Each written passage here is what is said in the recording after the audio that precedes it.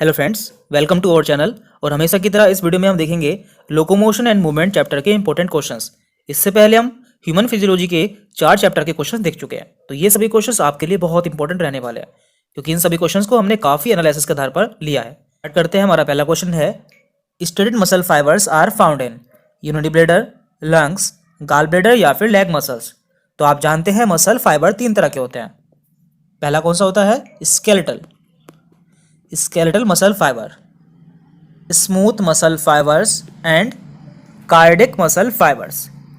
तो आप जानते हैं कार्डिक मसल फाइबर्स हार्ट में पाए जाते हैं, जो कि इनवोलेंट्री होते हैं, यानी कि इन पर हमारा कंट्रोल नहीं होता है। अब देखते हैं हम स्केलेटल एंड स्मूथ। तो स्केलेटल मसल फाइबर्स वोलेंट्री होते हैं, यानी कि इन पर हमारा कंट्रोल होता है, इन्हें हम अपनी इच्छा के अनुसार कंट्रोल कर सकते हैं।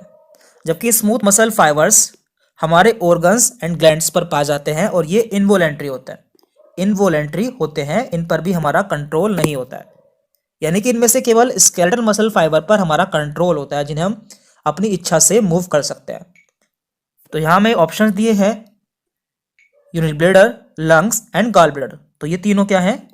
ये तीनों हैं ऑर्गन्स या फिर ग्लैंड्स। तो यहाँ पे दिया है स्टेट मसल्स, जो कि स्केलेटल मसल में पाई जाती है। इसका एग्जाम्पल है लेग मसल। तो हमारा आंसर होगा यहाँ पे डी, लेग मसल, जो कि वॉलेंट्री होती है। दूसरा क्वेश्चन है, cardiac muscle are different from that of skeletal muscles as the former are. यानी कि कार्डिक मसल्स स्केलेटल मसल से अलग होती हैं। तो ये हम देख चुके हैं। आप जानते हैं कार्डिक मसल्स इनवोलेंट्री होती है, जबकि स्केलेटल मसल्स वॉलेंट्री होती है, इन्हें हम अपनी इच्छा से कंट्रोल कर सकते हैं। लेकिन इन दोनों में एक समानता है। तो समानता क्या है? इन दोनों पर ही बैंड्स पाए जाते हैं, यानी कि दोनों ही स्टेटेड मसल फाइबर्स होते हैं। तो यहाँ पे हमारा आंसर होगा A, cardiac muscles are striated but involuntary. Third question है, striations in the striated muscle fibres are due to absence of myofilament, presence of myofilament, specialized arrangement of myofilaments या फिर projection of myosin। तो इसका answer होगा सी, specialised arrangement of myofilaments, क्योंकि इनके ऊपर bands पाए जाते हैं, लाइट एंड डार्क बैंड्स पाए जाते हैं, ये आप जानते होंगे। इसके बाद अगला क्वेश्चन है, A band of the myofibril contains. Myofibril के ए बैंड में क्या पाया जाता है? Only thick filament, only thin filament, both thick and thin filament या फिर नो फिलामेंट। तो देखिए, हमारे मसल फाइबर पर दो तरह के बैंड पाए जाते हैं, A band and I band, जिनमें से ए बैंड को आइसोट्रोपिक बैंड कहते हैं, जबकि आई बैंड को एन आइसोट्रोपिक बैंड कहते हैं। तो इनमें से ए बैंड पर थिन एंड थिक दोनों तरह के फिलामेंट पाया जाता है, जबकि आई बैंड पर केवल थिक फिलामेंट पाया जाता है। तो यहां हमसे पूछा है ए बैंड, तो हमारा आंसर होगा यहाँ पे C, both thick and thin filament A band पर पाया जाता है, जो कि मायोसिन प्रोटीन का बने होते हैं। Next question, during muscle contraction in the human, muscle contraction के समय क्या होता है? Actin filament shorten, sarcomere does not shorten, A band remain same या फिर A, H and I bands shorten. तो देखिए, मसल कॉन्ट्रैक्शन के समय आई बैंड की चौड़ाई बढ़ती है। इसे याद कैसे करें? इसके लिए ट्रिक है, आई एम एक्टिव, यानी कि आई बैंड एक्टिव रहता है, जबकि ए बैंड रिमेन सेम, ए बैंड पर कोई फर्क नहीं पड़ता है। तो हमारा आंसर होगा यहाँ पे C, A band remain same while I band active. Next question, which muscle protein act as ATPase. इनमें से कौन सी मसल प्रोटीन एटीपीएस की तरह वर्क करती है? एक्टिन, ट्रोपोनिन, मायोसिन या फिर ट्रोपोमायोसिन। इसका सही आंसर है सी, मायोसिन। नेक्स्ट क्वेश्चन है, which of the following is the store house of calcium in muscles. तो मसल्स में कैल्शियम का स्टोर हाउस किसे कहते हैं? तो इसका सही आंसर है बी, सार्कोप्लाज्मिक रेटिकुलम। तो देखिए कैल्शियम आयन सार्कोप्लाज्मिक रेटिकुलम में स्टोर रहते हैं एंड मसल कॉन्ट्रैक्शन के समय रिलीज होता है। इसके बाद red muscle fibres are rich in Golgi bodies, mitochondria, lysosome या फिर राइबोसोम। तो देखिए हमारे बॉडी में दो तरह के मसल फाइबर्स पाया जाता है, रेड एंड वाइट, ये आप जानते होंगे। इनमें से रेड मसल फाइबर में ज्यादा मायोग्लोबिन होता है, ज्यादा मायोग्लोबिन होता है, जबकि वाइट मसल फाइबर में लेस मायोग्लोबिन होता है। तो उसी तरह इनमें ज्यादा माइटोकॉन्ड्रिया होता है, रेड वालों में ज्यादा माइटोकॉन्ड्रिया होता है जबकि व्हाइट वालों में कम माइटोकॉन्ड्रिया होता है। तो उसी तरह से यदि ज्यादा माइटोकॉन्ड्रिया है तो इनकी large number of oxygen carrying capacity होगी और व्हाइट की less number of oxygen carrying capacity होगी। तो यहां हमसे क्वेश्चन पूछा है red muscle fibres are rich in, तो हमारा आंसर यहां पे होगा माइटोकॉन्ड्रिया। इसके स्थान पर आपको यहां पर मायोग्लोबिन भी देखने को मिल सकता है, तो इसे भी आपको ध्यान रखना है। हमारा आंसर है B, mitochondria.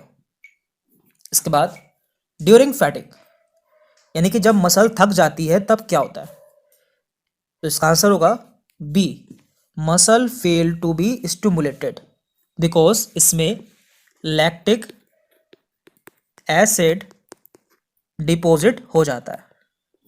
Next question, which of the following is a single U shape bone present at the base of the buccal cavity and it is also included in the skull। तो इनमें से ऐसी कौन सी bone है जो कि U shape की होती है और हमारे बक्कल कैविटी के बेस पर पाई जाती है और हमारे स्कल बोन में इंक्लूड होती है? हायोइड, मेलस, सैक्रम या फिर स्कैपुला। तो इसका सही आंसर है ए, हायोइड, जो कि सिंगल बोन होती है और इस बोन से हमारी नेक मसल अटैच रहती है। तो ये भी आपको ध्यान रखना है। इसके बाद अगला क्वेश्चन है which of the following vertebra are fuse, इनमें से कौन सी वर्टिब्रा फ्यूज रहती है? सर्वाइकल, सैक्रल, लंबर या फिर थोरेसिक। तो सही आंसर है बी, सैक्रल। ह्यूमन की फाइव सैक्रल वर्टिब्रा आपस में फ्यूज रहती है जिसे कि सैक्रम कहते हैं। इसके बाद glenoid cavity is found in, glenoid cavity कहां पाई जाती है? Pelvic girdle, skull, pectoral girdle या फिर स्टर्नम। तो देखिए हर पेक्टोरल ग्रिडल में एक ग्लिनोइड कैविटी पाई जाती है जिसमें ह्यूमरस का हेड अटैच रहता है। तो हमारा आंसर यहाँ पे सी, पेक्टोरल ग्रिडल में ग्लिनोइड कैविटी पाई जाती है जिसमें कि ह्यूमरस का हेड अटैच रहता है। Number of the floating ribs in human body is, human body में कितनी फ्लोटिंग रिब्स पाई जाती है? तो देखिए ह्यूमन बॉडी में तीन तरह की रिब्स पाई जाती है, ट्रू, फॉल्स एंड फ्लोटिंग, जिनमें से पहली 1 से 7 नंबर की रिब्स को हम ट्रू रिब्स कहते हैं जो कि हमारे स्टर्नम से जुड़ी रहती है। इसके बाद 8वीं से 9वीं यानी कि 8वीं और 9वीं रिब्स को हम फॉल्स रिब कहते हैं जो कि हमारे स्टर्नम से जुड़ती हैं लेकिन बाय कोस्टल कार्टिलेज, इसलिए इन्हें फॉल्स रिब कहता है। और इसके बाद हमारी 10 से 12 यानी कि 10वीं, 11वीं और 12वीं रिब स्टर्नम से नहीं जुड़ी रहती, इसलिए हम इन्हें फ्लोटिंग रिब कहते हैं। तो हमारा आंसर होगा यहाँ पे ए, 2 पेयर्स, क्योंकि ह्यूमन में टोटल 12 पेयर रिब्स पाई जाती है जिनमें से 2 पेयर रिब्स फ्लोटिंग रिब्स होती हैं। इसके बाद elbow joint is an example of, elbow joint किसका एग्जाम्पल है? तो यहाँ पे ऑप्शंस हैं hinge joint, gliding joint, ball and socket joint या फिर पाइवट जॉइंट। तो इसका आंसर होगा ए, हिंज जॉइंट, जिसमें कि एल्बो एंड नी दोनों आता है।